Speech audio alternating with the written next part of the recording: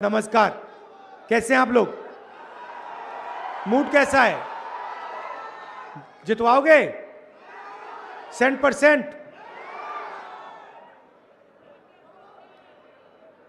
देखिए, देश में अगर आप देश की आबादी देखें तो तकरीबन 90% देश की आबादी या दलित है, महादलित है,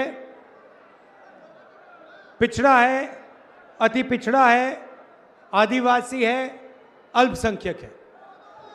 90% लोग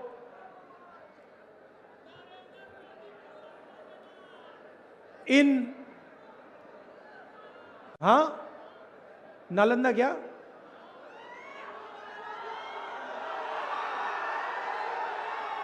90% लोग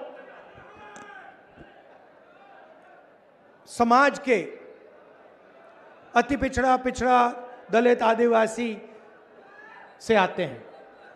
मगर अगर आप देश को देखें, और मैं 2-3 उदाहरण देता हूं।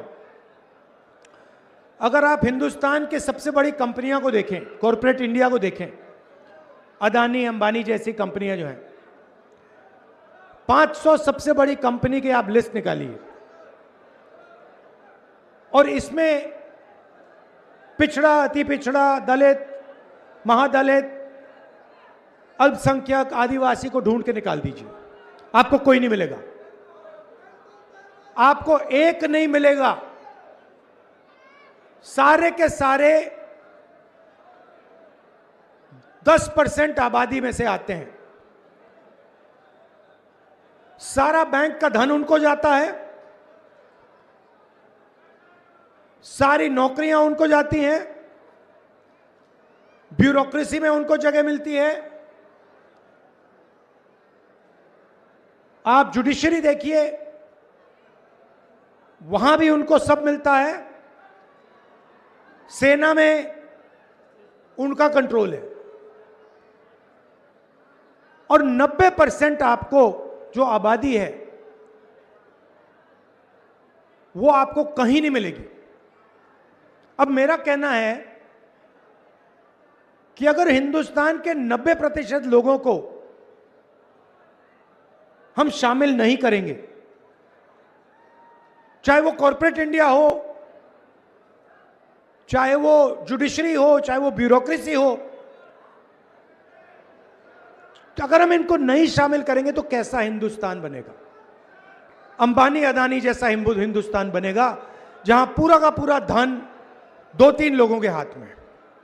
और ऐसा हिंदुस्तान हमें तो नहीं चाहिए। तो आपको चाहिए? नहीं चाहिए। हमें वो हिंदुस्तान चाहिए जिसमें 90% लोगों की जगह है, जिसमें भाईचारा है, जिसमें खुशी है। जैसे मैंने कहा था, नफरत वाला हिंदुस्तान हमें नहीं चाहिए। आप अगर आजादी से पहले आते, बिहार में आजादी से पहले पिछड़ों को, अति पिछड़ों को, दलित, अल्पसंख्यकों को कोई अधिकार नहीं थे, कोई अधिकार नहीं थे। राजाओं का राज था, जो भी वो चाहते थे ले लेते थे। अति पिछड़ों के लिए, दलितों के लिए, पिछड़ों के लिए, इन सब के लिए लड़ा कौन? कांग्रेस पार्टी लड़ी। और क्या किया? आपके साथ मिलकर हमने ये संविधान लागू किया। ये अंबेडकर जी का संविधान है, ये कोई मामूली चीज नहीं है।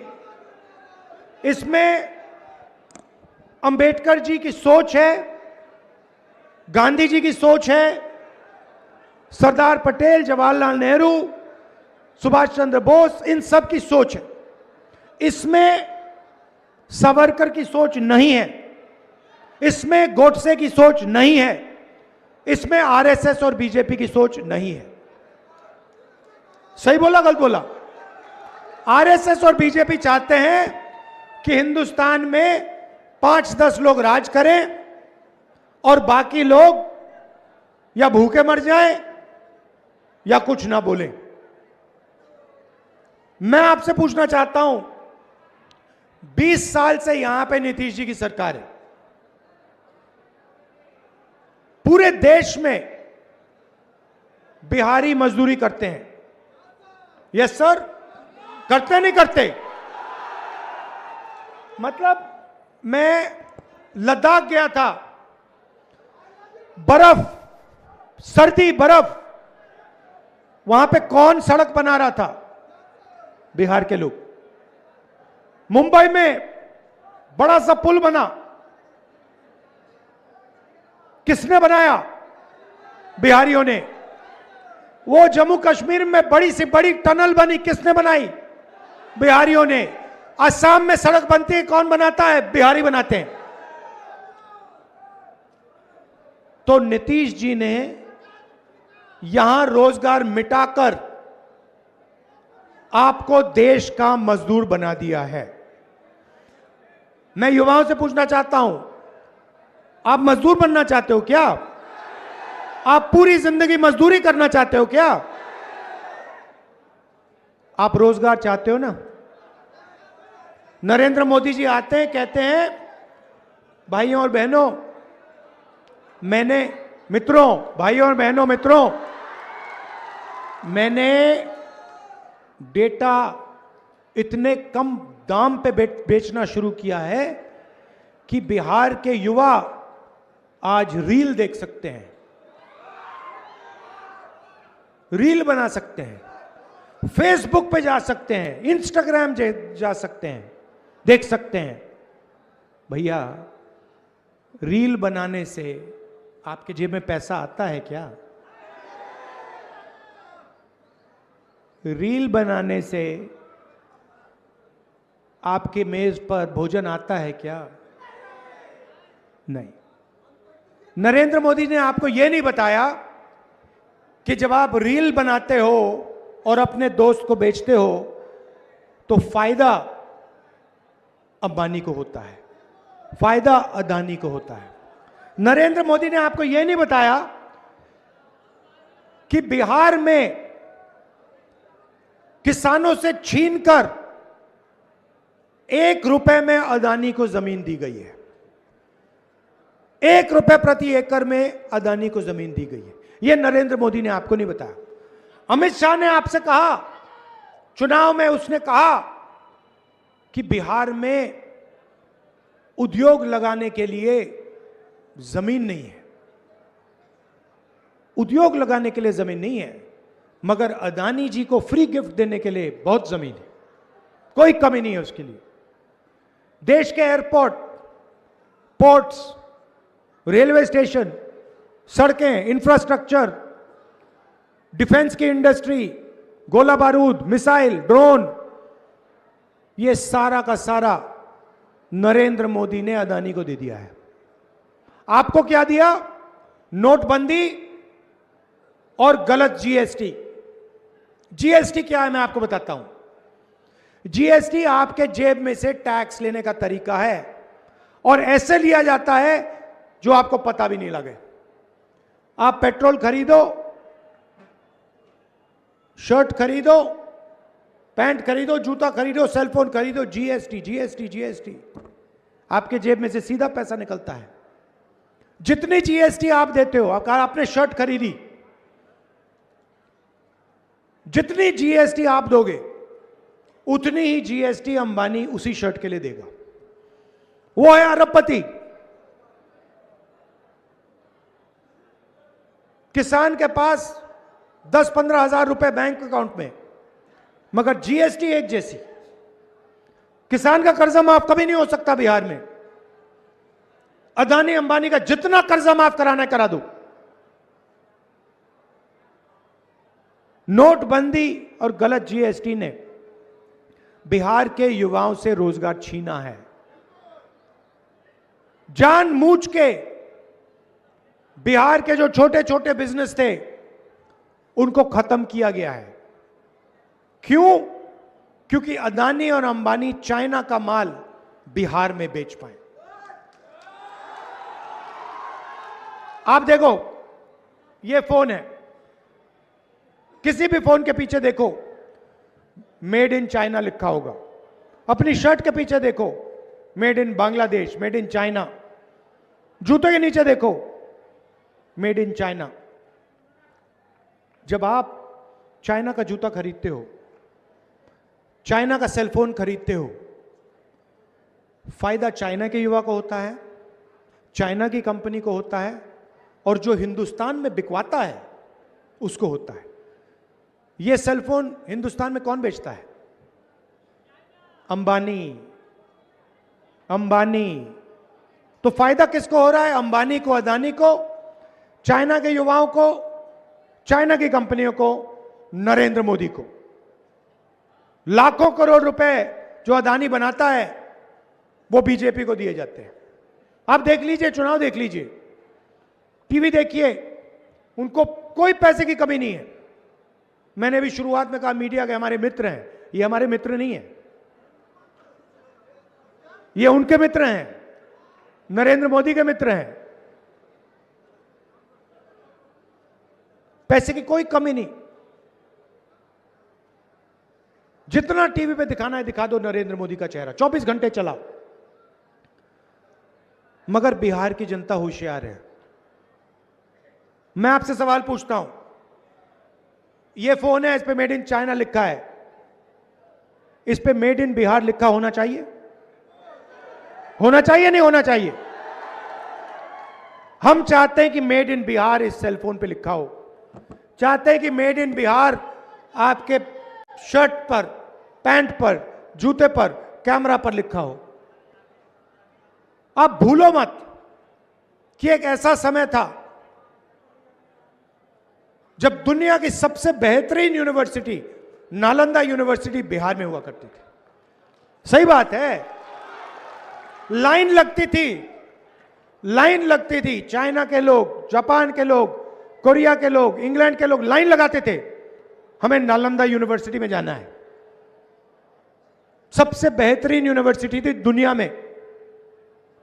नरेंद्र मोदी जी को ये बातें नहीं आती। फेक डिग्री मिली है उनको, झूठी डिग्री। तो आपको शिक्षा की जरूरत है। मैंने पिछली मीटिंग में कहा, यहां भी दोहराऊंगा, महागठबंधन शिक्षा पे फोकस करेगी। स्कूल, कॉलेज, यूनिवर्सिटी, एक बार फिर यहां पे सरकारी स्कूल, सरकारी कॉलेज, सरकारी यूनिवर्सिटी चालू करने का काम करेगी।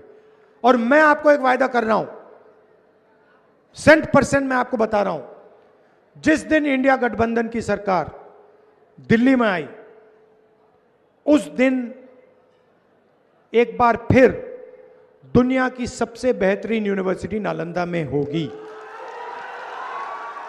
और चाइना से लोग, जापान से लोग, कोरिया से लोग लाइन लगाएंगे और कहेंगे कि भैया हमें बिहार में जाके पढ़ना है।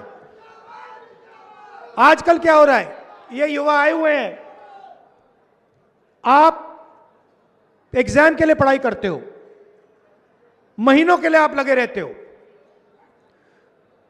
वोटर अधिकार यात्रा में मुझे बताया, हजारों युवाओं ने बताया, घंटों काम करते हो, महीनों काम करते हो, पेपर आता है, पेपर लीक हो जाता है। बिल्कुल सही बात भैया। देखो, मैं यहां झूठ बोलने नहीं आया हूं नरेंद्र मोदी जैसे, मेरा काम झूठ बोलने का नहीं है, मैं सच्चाई बोलता हूं।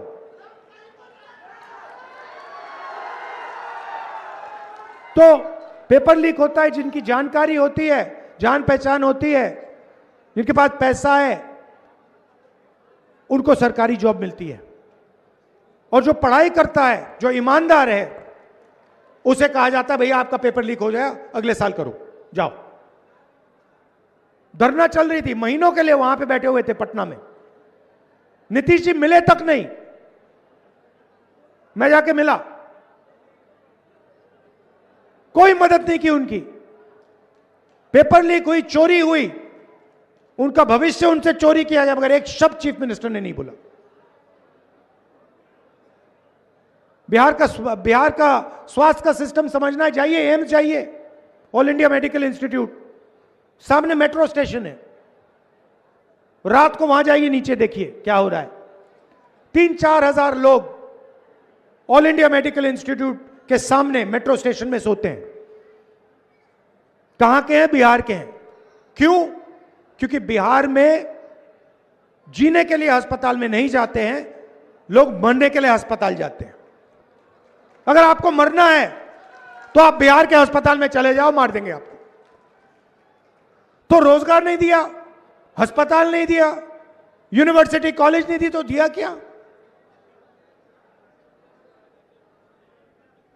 कुछ नहीं दिया, भाषण करते रहते हैं। अच्छा, मैंने कहा नीतीश जी की सरकार है, नीतीश जी की सरकार ही नहीं है। जैसे टीवी का रिमोट कंट्रोल होता है, वैसे नरेंद्र मोदी जी और अमित शाह के हाथ में नीतीश कुमार जी का रिमोट कंट्रोल है। जो भी करवाना है करवा देते हैं, बटन दबाते हैं, नीतीश जी करते हैं। और ये मत सोचिए, बीजेपी ने नीतीश जी को पूरा कंट्रोल कर रखा है, दबा के पकड़ रखा है। नीतीश जी की सरकार अब बिहार में कभी नहीं बनने वाली है, खत्म हो गया काम, हो ही नहीं सकता अब।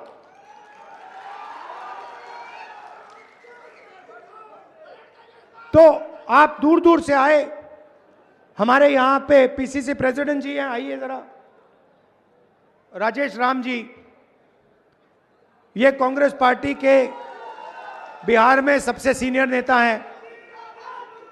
इनको आप भारी बहुमत से जिताइए। ये आखिरी बात कहना चाहता हूं, ये संविधान है। हमने वोट चोरी यात्रा, वोट अधिकार यात्रा की, ये लोग वोट चोरी करने की कोशिश करेंगे। इन्होंने महाराष्ट्र में चोरी किया, हरियाणा में किया, कर्नाटक में वोट चोरी की। आपको सतर्क रहना है, पोलिंग बूथ पे ध्यान से रहना है। ये फिर से चोरी करने की कोशिश करेंगे और हमारे कार्यकर्ता और बिहार की जनता इनको रोकेगी। यहां पे चंद्रवंशी जी भी हैं, इनको भी आप भारी बहुमत से जिताइए। दोनों प्रत्याशियों को जिताइए। धन्यवाद, नमस्कार, जय हिंद।